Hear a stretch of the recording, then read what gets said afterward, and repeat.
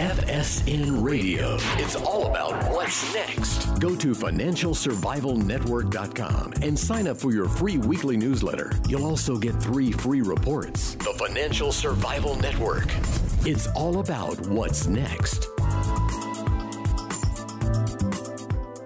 Welcome, and you are listening to the Financial Survival Network. It's November 15th, 2017. So, many developments on the Bitcoin front. It looked like it was crashing, but it's come back, roaring back, I might add. Forks, I think the consensus of the market is fork you. And Andrew Hoffman, you're with us now. So, Andy, good morning. Good morning. Kerry, remember we had our call last week. It was Wednesday morning, 10 a.m. Eastern time. Yes. And I had said, after just tweeting it, that the 2X hard fork, which at the time still had 12%, was still trading in the futures market at 12% of a Bitcoin. That was a lot of money. I tweeted out and said on this show, I said, I think they're going to cancel this thing because there's no support. And 2 hours later, they did. And it created this whole chain of events, starting with Bitcoin surging to nearly $8,000. It was very, very technically overbought at the time. I mean, that had been telegraphed for a while.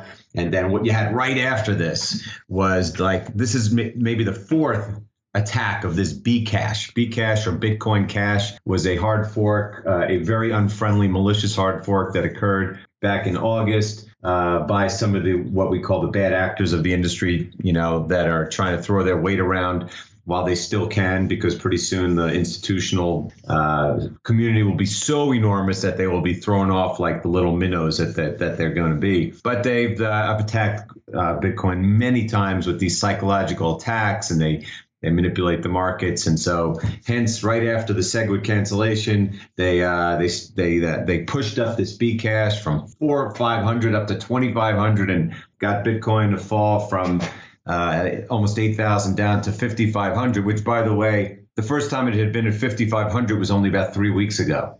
So that was the big crash. And here we are mere days later. That was Saturday morning, Friday night. So here we are Wednesday morning, and we're back up to nearly 7,300.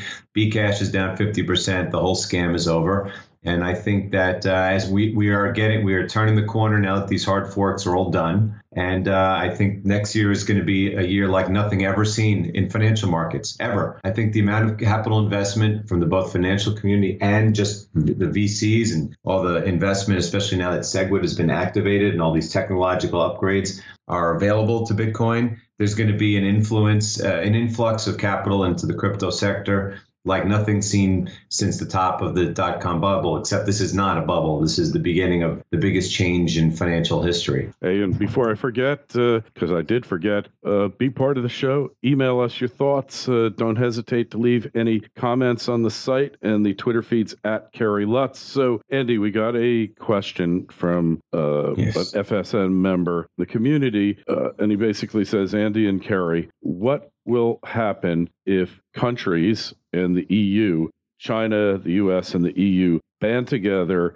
and make possession or distribution, or possession with intent to distribute, you actually put, make it illegal throughout a vast part of the world? Are you going to risk 5 years in prison, Andy, to possess Bitcoin? And you're talking about me? Yeah. So with the possess with intent to distribute, like where this is the United States, like police department is coming after not all the millions of people in the world, they're coming after me. Well, you and Bitcoin owners is what he's saying. So okay. Are you willing to risk 5 years in jail? We'll go back to, I've been asked all these questions about gold, and I realize that this is a hostile, I see by the comments below that this is a hostile audience.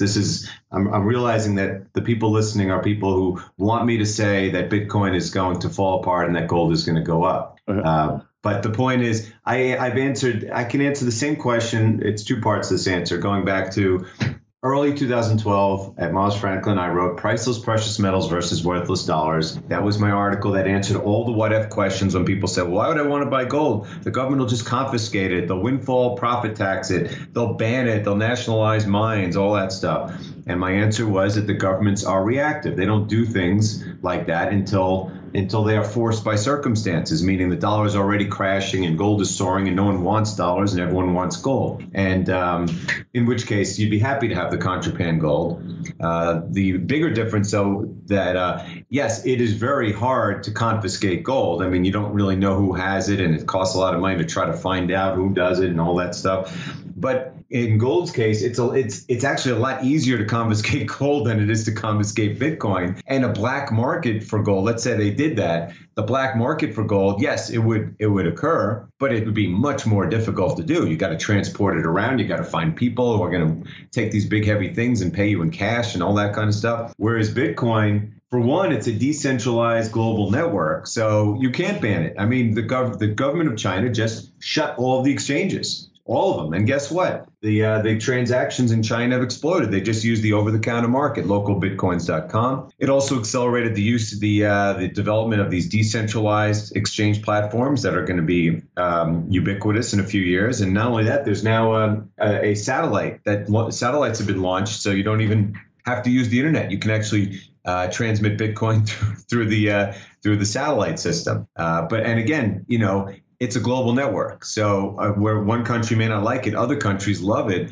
And if you can't even figure out who owns the gold, how are you going to figure out who owns Bitcoin?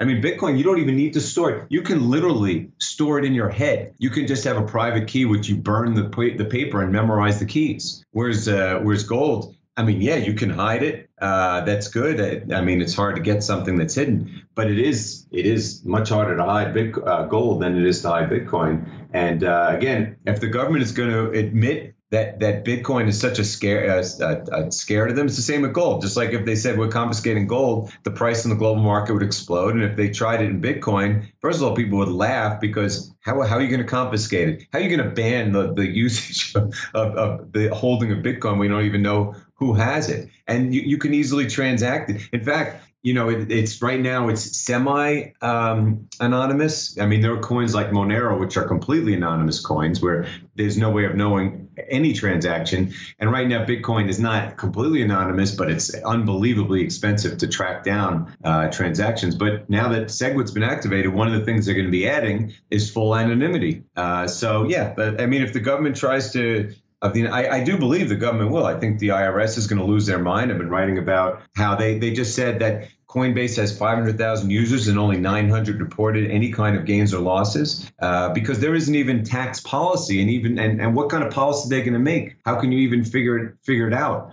So I'm not worried about going to jail for 5 years, especially because it's not illegal. I didn't realize that was illegal. And you could say the same thing for gold. Why are you going to own gold if the government may one day make it illegal? Why? Well, it's not illegal, and I'm surprised. It's about self-preservation. But Andy, look, so you're going to hold on to your Bitcoin whether they're coming after you or not. But don't you think there's a substantial number of people in the country, in the world, who don't want to risk their government's ire and will take steps to either dispose of their Bitcoin or perhaps transfer it to an overseas exchange where it's legal someplace? You're going to have a question on your tax return. Do you own Bitcoin? So then if you lie right there, you're subject to potential sanctions. Yeah, and the same goes for gold. I mean, look, again, I'm not trying to be hostile. I just realize, I mean, I really think you should delete the comments. They're freaking disgusting, the things people, for all the things that I've done for people, for all the 6 years of being on this channel, all the things I've done to help people, there are curses. Those are trolls. I have been completely upfront about absolutely everything that I've ever done, including what I've done in Bitcoin. And the fact is, any question that this person is asking me, you could just insert the word gold. Yeah. I mean, it's all the questions that people would ask about gold. Now they're asking about Bitcoin. Why? The government may confiscate gold and make it illegal. In fact, if they don't make gold illegal, it probably means it's not as valuable.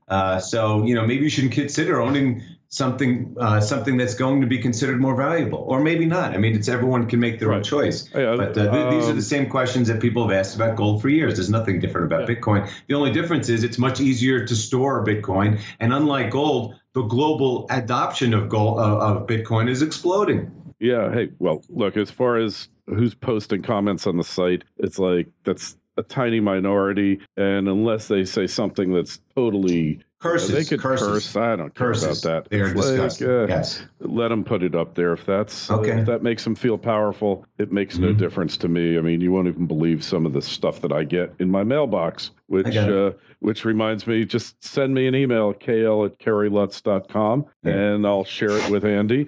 But be respectful. I mean, that's all we ever ask. You could disagree as much as you like. That's fine. Don't make it personal. And just agree to disagree. When it comes down to it, Kerry, look, I have spent, and the same as just your channel, I have spent years and years being honest about everything. I've been honest about everything I've done personally. I've been honest about how my views have changed about the world. And the thing is that's so funny is that I've been right. I mean, I've been so dead on right about all these things, but people just don't want to hear that. They want me to say that Bitcoin is a bubble, I'm Peter Schiff, it's going to crash, and gold is going to soar. Okay? I don't believe silver is going to soar. I think silver's days as a monetary metal are over. I think it will go up with gold if there's a crisis, perhaps what's going on now. I mean, we were talking about just before this call.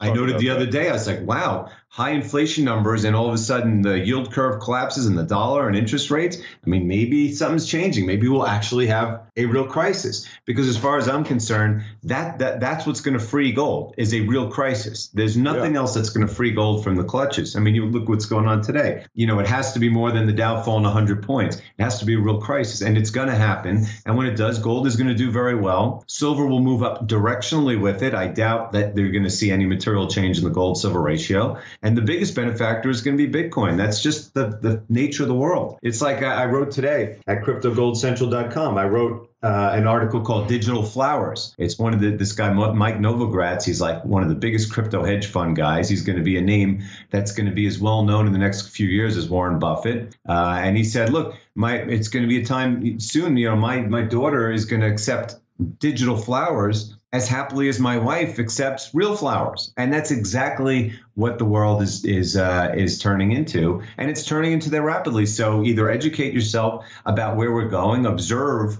what's going on in the financial markets, which are telling you that, or you can be back in the old ages and watch the world pass you by, because it is changing so freaking fast. And 2018 is going to be changes, you know, in the monetary world like we've never seen before. Agreed. Hey, and, you know, we want questions. Look, this is not an echo chamber, this show. No, not at all. I think you're an awesome host, and you are with the times, but a lot of people aren't. They want to hear that the world is falling apart and that gold is going up and silver with it and nothing else. Yeah. And really anything can happen here. The best we could do is give an educated guess as to the future, but what's actually going to happen is going to be something probably a lot different, because the future is always uncertain. It hasn't been written, or at least the die hasn't been fully cast yet, and there's a lot of different alternatives that can happen. But on the same note, the trend is your friend or your enemy if you choose to make it such. And, you know, you need to pay attention to these trends, and cryptocurrency is a real trend. Where it's going to end, I'm not going to hazard a guess. You have your opinion, Andy. I have mine. I think if it continues on the way it is, then you're probably going to be correct. But a lot can happen. I mean, who the heck knows? Maybe the grid. Well, it's more than, again, people get fixated on the investment part. Like, oh, it's going up, so that means it's either going to be like the greatest investment ever, or it's going to crash and be like a tulip bubble or something. But it's not. It's going up because of adoption. The adoption rates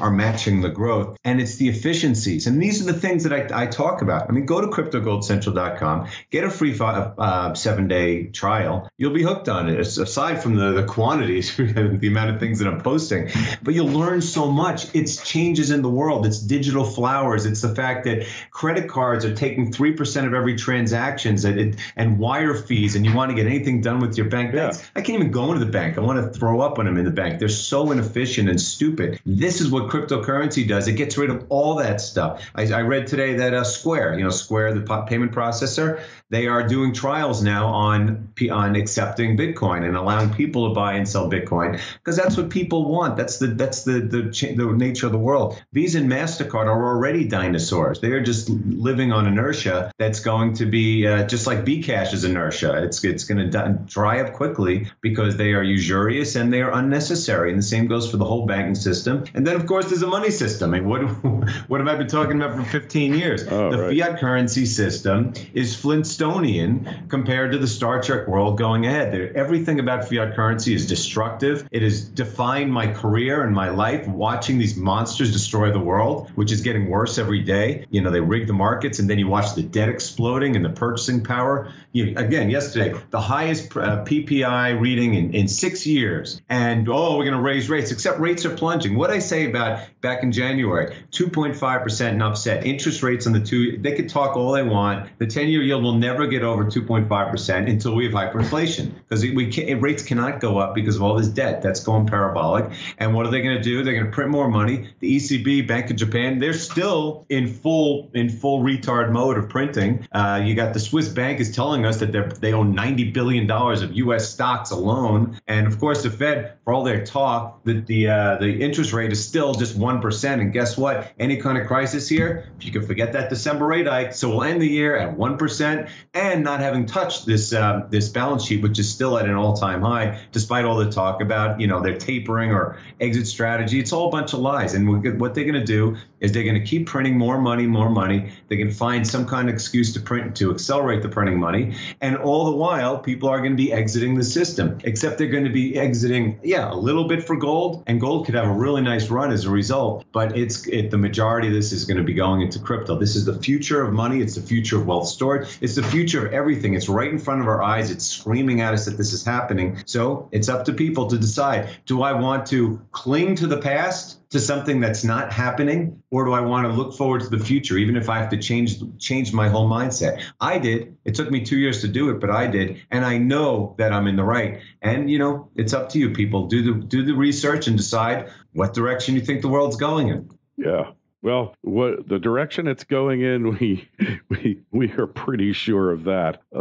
Look, the signs are all there for sure. So the question is, are you going to get consumed by it, or are you going to make your last stand, if you will? And I'd prefer to be a sovereign individual and have some control over my life, or at least make my last stand and not let the government take me down the drain with them. Right? That's right. And, that goes back to your first question. The government, are they going to take me down the drain? I'm not going to let them. I'm going to fight it as hard as I can. And the beauty of it, this is the greatest thing about Bitcoin. It's so much harder for them to fight Bitcoin than anything before, including gold. I mean, the whole thing about gold was it's so amazing how you can keep it outside the system. And yes, of course you can, but it pales in comparison to Bitcoin, which you can store in your head and you can send around the world instantaneously at no cost. I mean, there's just no comparison. It took me a year to understand. It wasn't even understand. I mean, I had to learn, but B, I had to watch it develop. I had to watch the immutability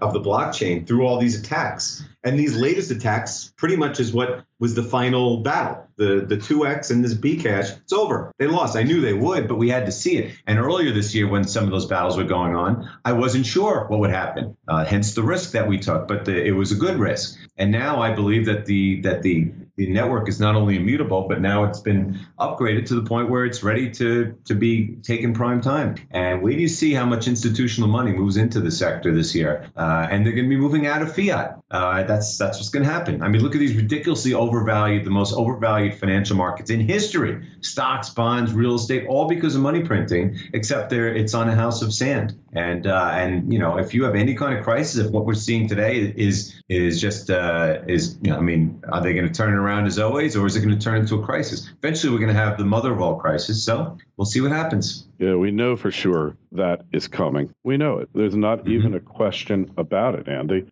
that the mother of all financial crises, it has to happen. So, yeah, and I don't even predict it anymore, because it's not even worth it. In fact, I barely even read Zero Hedge anymore in the ridiculous articles. It's all about, how far can the rigging go? That's it. And the rigging could end any day. So we will see. But it doesn't matter in the case of Bitcoin, because the adoption is going to explode, whether the markets crash or not. But if they do crash, man, it is all over. I mean, and it's going to be great for gold too. Correct. Hey, Andy, again, we find you at CryptoGoldCentral.com. Get a free 1-week subscription. Sign up today. Come to our site, FinancialSurvivalNetwork.com. Sign up for a free newsletter. Twitter feeds at Kerry Lutz, and the Facebook page is Financial Survival Network. Andy, we'll catch up with you next week. Can't wait. Thanks for artfully answering that question. It's appreciated. Sure. FSN Radio. It's all about what's next. Go to FinancialSurvivalNetwork.com and sign up for your free weekly newsletter. You'll also get 3 free reports. The Financial Survival Network. It's all about what's next.